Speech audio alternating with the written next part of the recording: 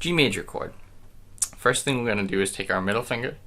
We're going to put it on the 3rd fret of the low E string. Second thing we're going to do is take our pointer finger, put it on the 2nd fret of the A string. With this chord, our D string and our G string will be open.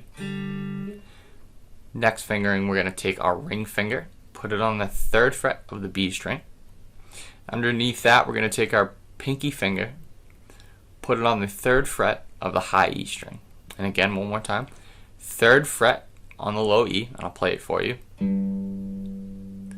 Next, pointer finger on the 2nd fret of the A string. Next, going to be open D, open G,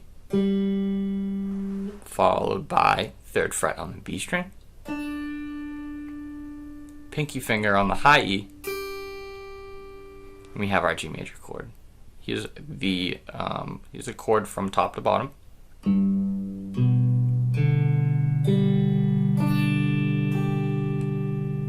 One more time. 3rd fret, 2nd fret, open D, G, 3rd fret on the B, high G, 3rd fret on the high E string.